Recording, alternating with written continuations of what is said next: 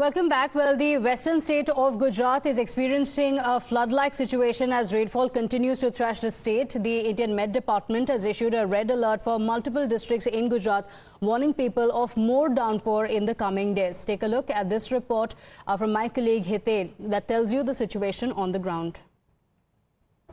जामनगर में बाढ़ से जो हालात है, आप देख सकते हैं कि सड़क पूरी तरह नदी में तब्दील हो गई है। कोई सड़क ही नहीं है, आने का कोई रास्ता नहीं है। ऐसे में मेडिकल इमरजेंसी जिस तरीके से प्रभावित है, आप देखिए प्रेग्नेंट लेडी है, उन्हें इमरजेंसी में अस्पताल पहुंचाना जरूरी था। अब ऐसे में कोई रास्ता नहीं, सड़क नहीं, तो भारतीय सेना यहाँ पर अपनी ट्रक के साथ पहुंची है और भारतीय सेना के जवान जो है वो अब इस महिला को रेस्क्यू करके सुरक्षित ठिकाने पर या फिर अस्पताल में पहुंचा रही है। इस तरीके से अलग अलग रेस्क्यू भारतीय सेना की तरफ से जामनगर में किए जा रहे।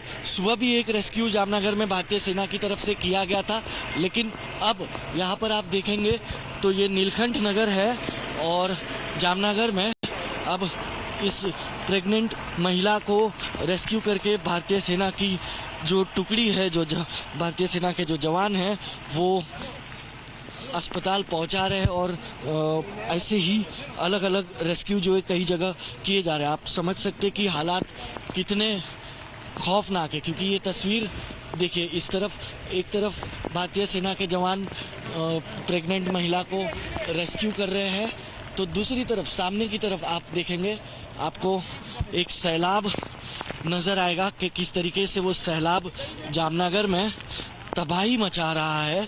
और अभी भी 48 घंटे आने वाले जो है वो जामनगर के लिए बेहद खतरनाक कहे गए, रेड अलर्ट जारी किया गया। I am the future that was born 100 years ago.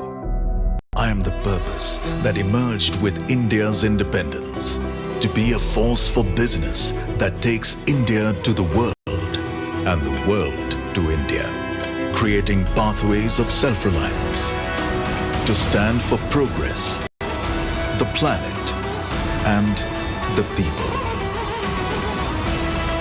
towards a future made perfect, and be a force creating abundance, because independence is not a moment in history, it's a never-ending path to prosperity. Aditya Birla Group, a force for good.